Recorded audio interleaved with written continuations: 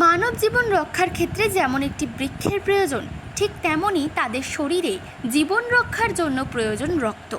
তারই ধারাকে তুলে ধরতে ব্রজদুলাল ইয়ুথ অ্যাসোসিয়েশনের উদ্যোগে একটি রক্তদান শিবিরের আয়োজন করা হয়। 23শে জুন 2024 উত্তর কলকাতা ব্রজদুলাল স্ট্রিট 24 নম্বর ওয়ার্ড ব্রজদুলাল ইয়ুথ অ্যাসোসিয়েশনের উদ্যোগে 29তম স্বেচ্ছায় রক্তদান শিবিরের আয়োজন করা হয়।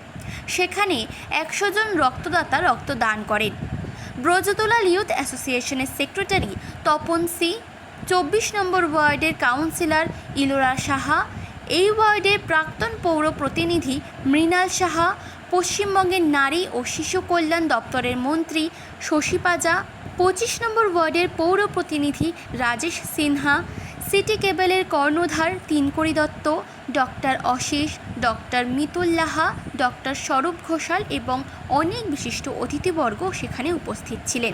অত্যন্ত সফল, শুধু তাই নয়, একদম আন্তরিকতা নিয়ে এই রক্তদান শিবিরটা। ব্রজদুলাল অ্যাসোসিয়েশনের সদস্যবৃন্দদের আমি ধন্যবাদ জানাই। এখানে কৌশিক তো আছেনই, জয়দীপ ঘোষ যিনি সভাপতি, আছেন সমীর ঘোষ যিনি কোষাধ্যক্ষ, সেক্রেটারি তপন সি, তারপর দেবু মহাজন কোষতত্ত্ব বললাম, অমিত বিশ্বাস, বাসুদেব ঘোষ, অভিজিৎ রক্ষিত, সমীর বর্ধন, আশিস গুপ্ত, রাম তাপাড়িয়া, সনৎ তাপাড়িয়া, উত্তম সিং, সুশান্ত ভান্ডারী, আরও অ্যাসোসিয়েশনের রক্তদান শিবিরে প্রতি বছরই আমি আসি এবং এক এক সময় একটু বাদ হয়ে গেলে হয়তো জেলাতে চলে গেলাম, সেটা সত্যি অনিশ্চিত থাকে।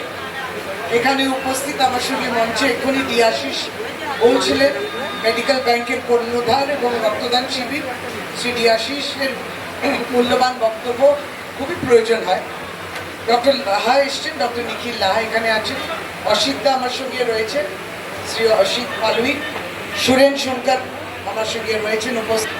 খুব সুন্দর একটা উদ্যোগ, ধন্যবাদ, কৃতজ্ঞতা জানানোর ভাষা থাকে। আজকে সেবা দিবসে আপনাদের এই সেবা, মানুষের সেবা, নিশ্চয়ই আশীর্বাদ সকলেই পাবে। আয়োজিত 29তম রক্তদান শিবির চলছে।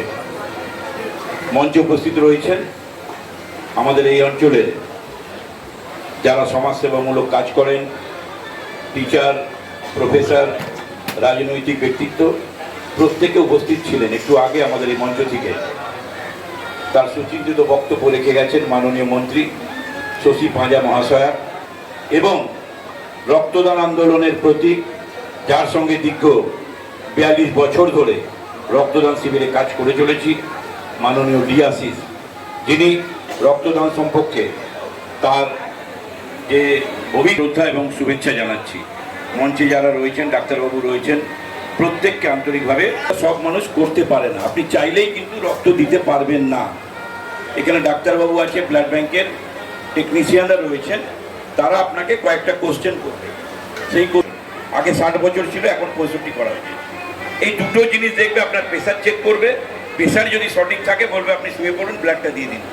উত্তর কলকাতা থেকে সাগর দাসের রিপোর্ট, চেতনা বার্তা, জেগে থাকে, জাগিয়ে রাখে।